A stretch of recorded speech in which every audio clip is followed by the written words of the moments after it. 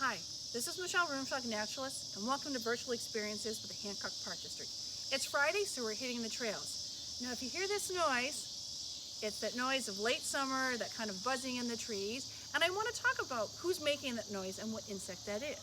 So those are cicadas. They are not locusts, which some people think that they are. Those insects are totally different.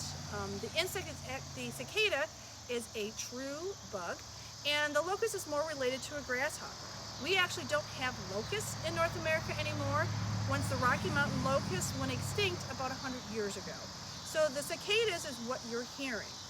How are they making that noise? Most insects, like crickets, use their legs and rub them together. Well, the cicada is actually using a membrane in its abdomen. So an insect has three body parts. They have a head, the thorax, which is the middle part, and that's where the legs and wings are attached, and the abdomen is the lower part. Think of on a bumblebee, the part that has the stinger on it. So it's a membrane that vibrates and makes that loud noise. There's also a chamber behind its trachea, so in its throat area, that it also can echo, increasing the sound of that noise.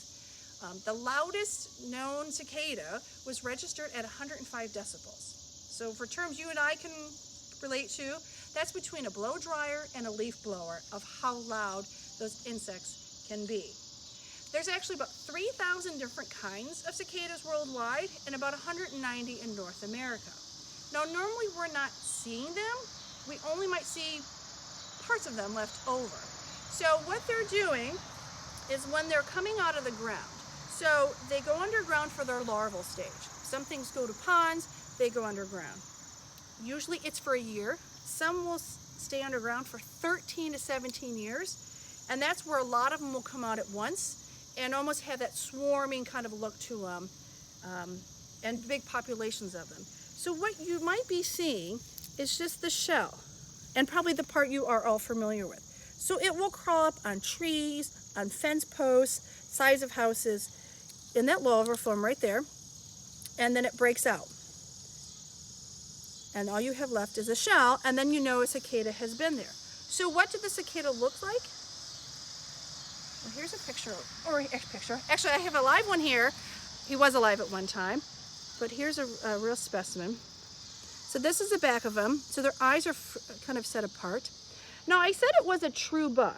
So all bugs are insects, but not all insects are bugs. So think about that. So people use the term bug kind of loosely. They might include spiders, mites, millipedes, ticks, and other insects, butterflies, beetles, and things like that. Bugs are actually one group. So your insect groups, again, have your butterflies, bees, but these true bugs are true bugs. And one way to tell is if you look on their back of their neck, on the back of the top of their shell, they have a triangle there. So think stink bug, assassin bug, water bugs, and many others have that triangle. So if you see that, then you know you are looking at a true bug. So it has the wings there, and then just want to show you on the other side, of course, the 6 legs. And their mouth part, which is kind of hard to see, but they have kind of a tube that pierces and then sucks. And so what they're doing, though, is they're not attacking other animals or humans, but they drink the juices out of plants. So they will pierce with that and then suck out those plant juices. We're getting our noise again here. And that's how they eat. So you might wonder, well, who eats them? Well, there is a great predator they have called the cicada killer. It's an actual wasp. It's about 2 to 3 inches in length, so it's a lot larger than our normal wasps that you might see around. Their wings, like the cicadas are clear, are an orange color. So to me, it's really distinctive when you see it.